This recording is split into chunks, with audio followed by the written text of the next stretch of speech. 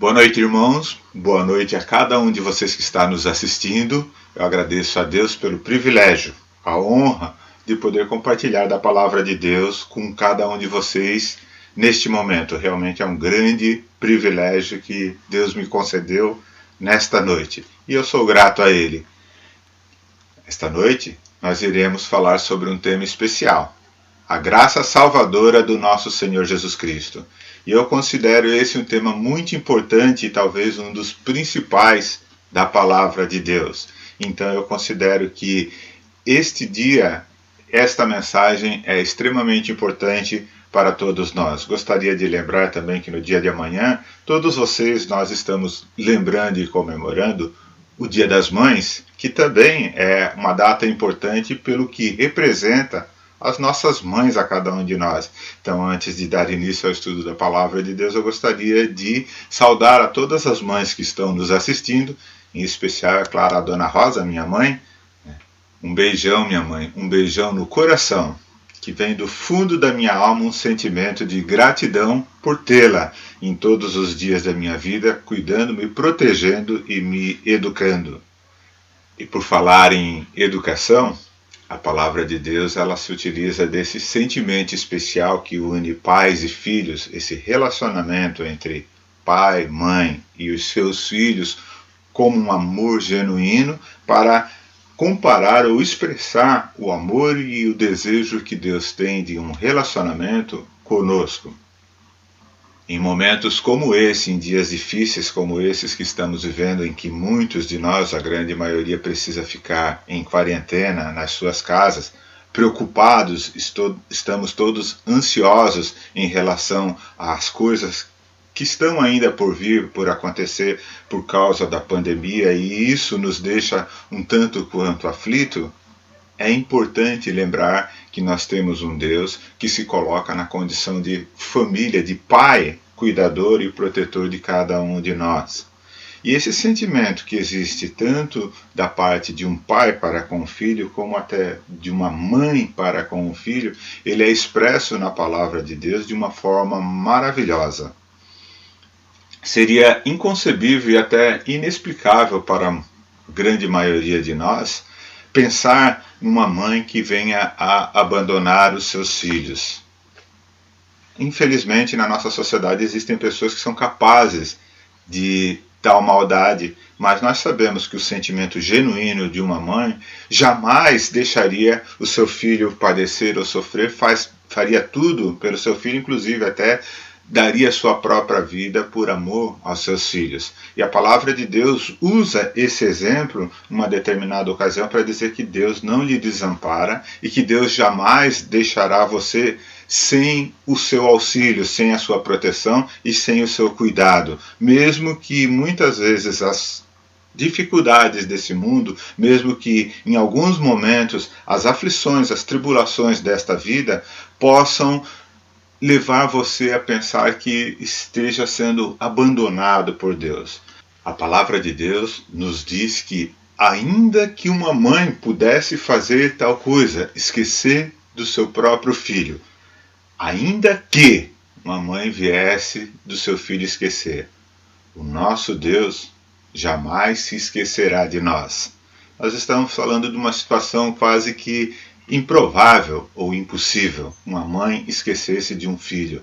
Mas veja o que a palavra de Deus nos diz em Isaías, no capítulo 49, no versículo 15. Isaías 49, versículo 15, abra a sua Bíblia. Ele diz assim: pode uma mulher esquecer-se tanto do seu filho que cria, que se não compadeça dele, do filho do seu ventre?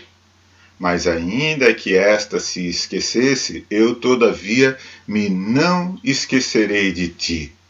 A palavra de Deus está falando neste momento aqui com a nação de Israel, que estava aflita e que, como ele diz no versículo 14, Sião diz: já me desamparou o Senhor se esqueceu de mim. Em alguns momentos da nossa vida, nós podemos estar também tão aflitos quanto a nação de Israel neste momento estava aflita, passando por sofrimentos e pensando que Deus poderia ter abandonado e esquecido daquela nação a quem ele transportou do Egito e disse: este será o meu povo. E nós muitas vezes podemos pensar: Deus não está olhando pelo seu povo, o corpo de Cristo, a igreja de Deus, neste momento, tamanha é a aflição que eu estou passando. Esse texto vale para nós também nesse sentido. Ainda que uma mãe viesse do seu filho esquecer, Deus jamais se esquecerá de nós. Ele tem reservado para cada um de nós um dia que será o dia da glória, o dia em que nós estaremos para sempre com Ele e seremos então abençoados com toda sorte de bênção espiritual nas regiões celestiais em Cristo Jesus. Por isso a palavra de Deus diz que a graça de Deus se manifestou salvadora a todos os homens, e agora nós vamos abrir a palavra de Deus no texto que será o texto mestre para o estudo desta noite que teremos. Em Tito, abram as suas Bíblias, Tito, o capítulo 2, o versículo 11, nos diz assim: porque a graça de Deus se há manifestado trazendo salvação a todos os homens. A graça de Deus, ela se manifestou salvadora a todos os homens. E ela se manifestou salvadora num momento passado, quando Jesus Cristo, nosso Senhor, morreu na cruz, derramando o seu sangue precioso para nos remir de todas as nossas iniquidades, para pagar o preço do nosso pecado. Então, este é o evangelho da salvação que nos foi anunciado e que nos é anunciado. E eu gostaria até de abrir um parênteses nesse momento para você que está nos ouvindo. Se você ainda não reconheceu a Jesus Cristo como o único Senhor e Salvador da sua vida, se você está nos ouvindo neste momento e é a primeira vez em que você se atém a esse fato de que Jesus é o Salvador, que morreu na cruz para pagar pelos nossos pecados, derramando o seu precioso sangue como único meio, como única forma da nossa redenção, da nossa salvação, neste momento, faça essa confissão a Deus. Reconheça Jesus Cristo como Senhor e Salvador da sua vida, porque Ele deu a vida por mim e deu a vida por todos nós. Eu considero que é extremamente importante e relevante ao analisar a palavra de Deus que as frases não sejam jogadas no ar, de que quando você fala que para que uma pessoa seja salva, ela necessita crer, aceitar Jesus Cristo como Senhor e Salvador das suas vidas, essa frase, crer, aceitar Jesus como Senhor e Salvador da sua vida, ela precisa ser explicada, para que não sobre dúvida nenhuma. Por quê? Porque eu vou dar um exemplo para você. Se você fizer um comentário com quem quer que seja, no nosso país, que é um país cristão, onde as pessoas conhecem a palavra de Deus, ou pelo menos já ouviram falar muita coisa delas, já ouviram falar muito a respeito de Jesus Cristo. E se você fizer a seguinte afirmação: Deus enviou Jesus para nos salvar. Deus enviou Jesus para nos salvar. A quase totalidade das pessoas que lhe ouvirão dizer essa frase concordarão com ela. Eu diria que todos vocês que neste momento estão me ouvindo, então creio eu que 100% de vocês que estão me ouvindo neste momento concordam com esta frase, concordam com o que eu estou dizendo. Deus enviou o seu Filho Jesus para nos salvar.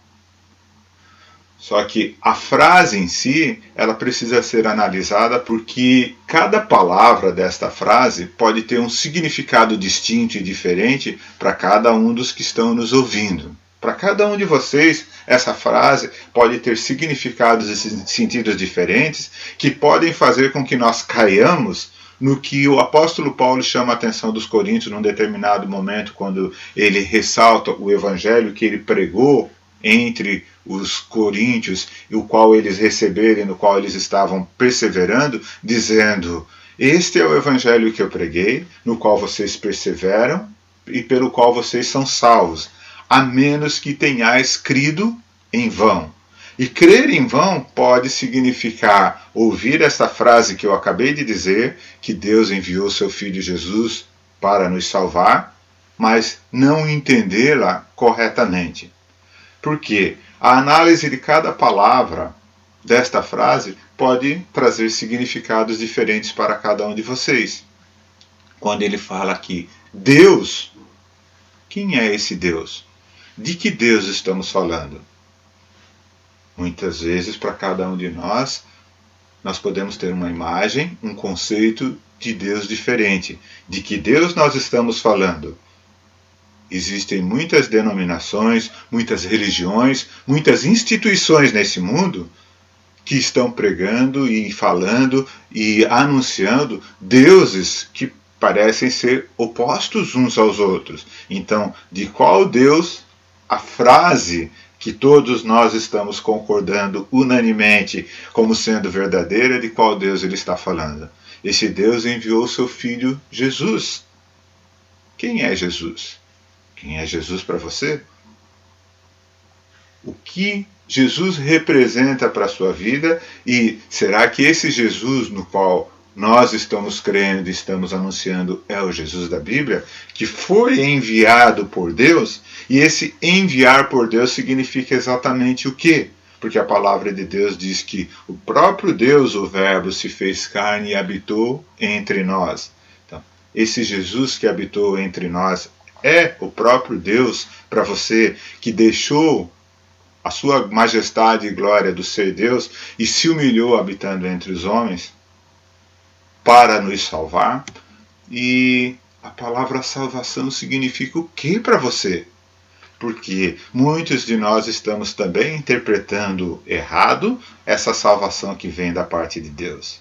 Talvez até alguns de vocês possam estar me ouvindo neste momento, porque estão sim passando por dificuldades, aflições e angústias na sua vida, e pensam e creem que esta palavra que será ministrada nesta noite pode então salvar você da aflição, salvar você da dificuldade e dos problemas que você está passando. Pode trazer vitória terrena, vitória material, conquistas materiais nesta vida. E é o que muitas pessoas estão indo às igrejas e procurando nas igrejas. Esse é um sentimento natural humano. O nosso Senhor Jesus Cristo, enquanto esteve aqui na terra, multidões o seguiam. E essas multidões que estavam seguindo o nosso Senhor Jesus Cristo, elas estavam buscando também vitória material, vitória terrena, conquistas ou alguma solução para problemas terrenos os quais elas estavam passando. Seja uma cura, seja uma bênção, seja uma conquista material, seja uma bênção terrena, as pessoas estavam desejosas de resolver um problema relacionado à sua vida terrestre, ao seu momento em que estavam vivendo aqui na Terra naquela ocasião. Não que Deus não se importe com essas coisas, irmãos. Deus, sim, sabe cada uma de nossas necessidades e há de supri-las, porque Ele é poderoso e amoroso e misericordioso para com cada um de nós. Mas quando a palavra de Deus nos diz que a graça de Deus se manifestou salvadora a todos os homens, essa salvação que a palavra de Deus está nos anunciando, ela está relacionada a um desejo que Deus tem de nos resgatar de uma morte eterna, que Deus tem de nos resgatar de uma perdição para nos levar a uma vida eterna, a uma salvação eterna, a um relacionamento que teremos para sempre com o nosso Deus, com o nosso Senhor. Então, esse texto da palavra de Deus que nós estamos abertos aqui em Tito, no capítulo 2, gostaria de levá-los novamente a esse texto, ele nos coloca 3 aspectos importantes do desejo de salvação que Deus tem para com todos nós. Porque a graça de Deus se há manifestado, trazendo salvação a todos os homens. E isso num tempo passado. A graça de Deus se manifestou salvadora a todos nós, ensinando-nos que, renunciando à impiedade e às concupiscências mundanas, vivamos neste presente século sóbria e justa e piedosamente. Então o versículo 12 agora ele está falando do presente momento. A graça de Deus se manifestou salvadora no passado, trazendo a redenção dos nossos pecados pela remissão que existe no sangue do nosso Senhor Jesus Cristo, que morreu na cruz para pagar pelos nossos pecados, e no presente momento ela está nos ensinando, nos educando, renunciando à impiedade e às concupiscências mundanas, para que nós vivamos neste presente século, sóbria, justa e piedosamente. E o terceiro aspecto, no versículo 13, aguardando a bem-aventurada esperança e o aparecimento da glória do nosso grande Deus e o nosso Salvador Jesus Cristo. Então a graça de Deus, ela tem o seu aspecto futuro também, de uma redenção plena, onde nós aguardamos que este corpo corruptível se revista da incorruptibilidade, e daí nós tenhamos então agora plenamente a redenção do nosso corpo, alma e espírito, para o aparecimento da glória do nosso grande Deus e nosso Senhor Jesus Cristo no dia em que Ele vier nos resgatar. Este é o dia glorioso do arrebatamento, o dia em que o nosso Senhor Jesus virá nos buscar para nós estarmos para sempre com o Senhor. E é muito importante, irmãos, nós entendermos esses três aspectos da nossa redenção, da nossa salvação. Para muitos, a graça de Deus se manifestou salvadora a todos os homens lá no passado, quando Cristo Jesus morreu na cruz para pagar por todos os nossos pecados, nos dando a redenção, a remissão dos nossos pecados por meio do seu sangue que foi vertido lá naquela cruz, e Jesus Cristo é o nosso Salvador. E basta isso. Bom, para ser salvo, basta você crer que Jesus Cristo é o seu Salvador. Você conhece algum texto da palavra de Deus que fale da nossa salvação e da redenção que temos em Cristo Jesus, aonde Ele não nos apresente Jesus como Senhor de nossas vidas, como aquele que reina sobre nós? Se com a tua boca confessares a Jesus como Senhor, e em teu coração creres que Deus o ressuscitou dentre os mortos, serás salvo. Cristo morreu pelos nossos pecados, segundo as Escrituras, e foi sepultado e ressuscitou ao terceiro dia, segundo as Escrituras. Então, lembra-te de Jesus Cristo ressuscitado, segundo o meu Evangelho. E por que é tão importante lembrar-se de Jesus Cristo como ressuscitado e não apenas como aquele que morreu pelos nossos pecados? Porque Ele ressuscitou para ser Senhor de nossas vidas. Ele ressuscitou para ser Senhor da minha e da sua vida. Ele nos resgatou do império das trevas, mas nos transportou para o reino do Filho do seu amor. Então Ele não só nos resgatou do império das trevas, mas Ele nos transportou para um reino, para o reino do Filho do seu amor, aonde o rei é o Senhor Jesus. E nós, neste reino, somos o quê? Servos. Servimos a Ele. Por isso que aqui em Tito, no capítulo 2, agora no versículo 12, ele nos diz que no presente século, Ele está nos educando, Ele está nos ensinando que, renunciando à impiedade e às concupiscências mundanas, nós vivamos sóbria e justa e piedosamente. Jesus está trabalhando nas nossas vidas, Ele quer trabalhar nas nossas vidas, Ele quer dar a nós uma vida sóbria, justa e piedosa. Ele quer afastar de nós a iniquidade, Ele quer que nós renunciemos à impiedade e às concupiscências deste mundo, e Ele trabalha nas nossas vidas. Muitos de nós vamos às igrejas para resolver problemas pessoais, problemas terrenos. Talvez alguns de vocês até estejam ouvindo este vídeo neste momento com o desejo de resolver um problema terreno que está afligindo muito o coração de cada um de vocês. E Deus se compadece de todos nós e olha pelas nossas necessidades, mas existe uma necessidade que é a mais importante que Deus quer resolver nas nossas vidas, que é o nosso pecado, as nossas fraquezas, a nossa tendência natural a viver neste presente século, a impiedade e as concupiscências mundanas. Eu confesso a cada um de vocês que este tem sido o meu desejo e a minha oração desde o primeiro dia em que eu aceitei a Jesus Cristo como Senhor e Salvador da minha vida, o desejo de renunciar à impiedade e às paixões mundanas para viver neste presente século como agrada a Deus, sensata, justa e piedosamente. E essa tem sido uma oração constante da minha vida, porque é desejo meu, e eu tenho certeza absoluta de que esse é um desejo de Deus para a minha vida também. Entretanto, o que nós temos visto constantemente nas igrejas é que as pessoas estão procurando a Deus para resolver problemas materiais, problemas físicos, problemas terrenos, que Deus possa me dar o que o meu coração deseja e que Deus possa resolver todo o mal que rodeia a minha vida. E o mal maior, o mal do pecado, muitos de nós não temos acreditado que Deus pode resolver em nossas vidas. Será que Deus não tem a intenção e o desejo de resolver esse problema que é o mais grave em nossas vidas? Veja o que a palavra de Deus nos diz em Romanos, no capítulo 8, versículo 32. Aquele que nem mesmo a seu próprio filho poupou, antes o entregou por todos nós, como nos não dará também com ele todas as coisas?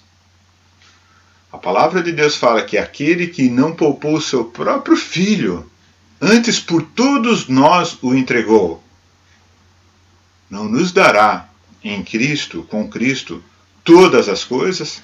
E será que a palavra de Deus está nos dizendo aqui que Deus nos dará todas as coisas, todas as bênçãos materiais que o teu coração desejar? Um carro, uma casa, mansões, prosperidade, bênçãos físicas. A única coisa que Ele não lhe dará é aquilo que Ele mais deseja, que é a transformação da sua vida para que você seja habilitado e capacitado para realizar a vontade de Deus. Será que Ele não dará a você ou não capacitará você a resolver esse que seria o maior problema que nós temos nas nossas vidas e que é o maior desejo de Deus, a nossa santificação, e que nós sejamos servos fiéis e aptos para realizar toda a boa obra dele? Ele nos dará todas as outras coisas desse mundo. Ele resolverá todos os problemas que temos neste mundo. Ele quer apenas que nós o adoremos e o louvemos e reverenciemos o seu nome no momento do culto, na igreja, mas quando você sai da igreja e vai para sua casa, você volta para a sua vida medíocre e pequena, dos seus pecados e da sua carnalidade. Será que Deus não tem o desejo de interferir justamente na nossa vida, no nosso dia a dia? Será que Ele quer apenas essa adoração e esse louvor e essa pompa toda que os cultos dos dias de hoje estão apresentando como se fosse adoração a Deus? Aonde é que está na Bíblia que Deus requer apenas um culto de adoração e não quer santificação? Não quer a santificação dos seus servos, não quer que nós estejamos capacitados e habilitados para viver no presente século, sensata, justa e piedosamente, para servi-lo. Aonde é que está na Bíblia que Deus promete, em troca de adoração, como se fosse um negócio, um comércio, onde Deus promete que em troca de adoração, Ele lhe dará todas as riquezas e todas as bênçãos e toda a pompa deste mundo? Na verdade, só existe um lugar da Bíblia aonde, em troca de adoração, é oferecido todos os reinos e todas as riquezas e todo o poder deste mundo. Mas quem está oferecendo poder, riqueza, fortuna e bênçãos materiais em troca de adoração não é Deus. É o diabo que fala para Jesus: tudo isto eu te dou, se prostrado me adorares. Às vezes me preocupa, irmãos. Será que nós não estamos trocando a santificação, a santidade que Deus nos quer dar, por uma adoração que não é a Deus, em troca de bênçãos materiais? Vamos pensar e meditar nessas coisas. Mas a salvação de Deus, ela é completa. Ela tem o seu aspecto passado, quando a graça de Deus se manifestou a todos os homens, trazendo salvação a todos os homens, quando Cristo Jesus morreu na cruz para pagar pelos nossos pecados. A graça de Deus, ela nos educa no presente século, educando-nos para que, renegadas a impiedade e as paixões mundanas, no presente século nós possamos viver sensata, justa e piedosamente. E ela nos dá uma esperança futura. Ela nos dá uma segurança e um conforto de que este corpo físico, terreno e corrupto será transformado, aguardando a bendita esperança, ou a bem-aventurada esperança e o aparecimento da glória do grande Deus e Salvador, o nosso Senhor Jesus Cristo. Veja aqui, mais uma vez, o nosso Deus e o nosso Senhor Jesus. Jesus, o nosso Senhor, virá para resgatar e buscar a sua igreja, para transformar esse corpo corruptível, esse corpo que está preso ainda à natureza terrena, esse corpo que geme por causa do pecado, esse corpo que padece angústias, padece sofrimentos, ele irá resgatar. Aqui está a nossa esperança futura. O Evangelho ele tem esses três aspectos. No passado, Cristo Jesus morreu na cruz para pagar pelos nossos pecados. No presente, ele está transformando e moldando as nossas vidas para sermos igual à imagem daquele que nos criou. E no futuro, ele há de transformar plenamente o nosso corpo corruptível, esse de natureza terrena, esse tabernáculo que geme e sofre nesse presente momento, por causa ainda da presença do pecado neste mundo, esse tabernáculo será transformado, para que possamos ser resgatados por Ele no dia do arrebatamento, no dia do aparecimento do nosso Senhor e Salvador Jesus Cristo, para nos resgatar e nos levar para sempre, para morarmos com Ele em eterna glória. Nós somos eternamente gratos a Deus por isso, porque a salvação é completa. A salvação que o nosso Senhor Jesus Cristo nos oferece, ela é completa. Ela não só paga o preço dos nossos pecados, mas ela nos livra também dos nossos pecados, do exercício ou do executar pecados no presente século, porque ela nos transforma. E há de redimir plenamente esse corpo terreno e corruptível para ser igual ao corpo da sua glória no futuro. Esta é a salvação que Deus está oferecendo a você, irmãos. Esta é a salvação do nosso Deus que é oferecida a cada um de nós. É uma salvação completa, onde o sangue do nosso Senhor Jesus Cristo no passado, ele nos limpou de todos os nossos pecados e pagou o preço da nossa culpa, onde no presente século o Espírito Santo agindo em nossas vidas, nos educa, nos corrige e nos conduz a termos uma vida santificada para o serviço do nosso Deus, e onde no futuro nós seremos resgatados para uma transformação plena dos nossos corpos, para podermos viver uma vida agora em glória, uma vida eterna de serviço e louvor ao nosso Deus. É isso que Deus está oferecendo a cada um de nós. É isto que o Evangelho nos oferece. E é esse o Evangelho que nos é anunciado. A graça de Deus, ela é salvadora plenamente.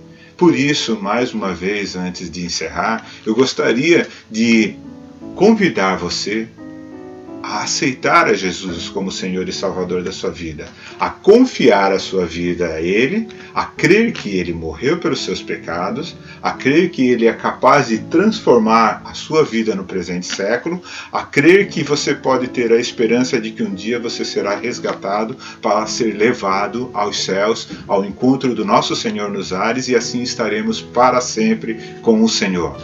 Esta é a verdadeira conversão, essa é a verdadeira mudança que Deus quer oferecer a você. E ela é aceita pela fé, ela é reconhecida pelo confessar.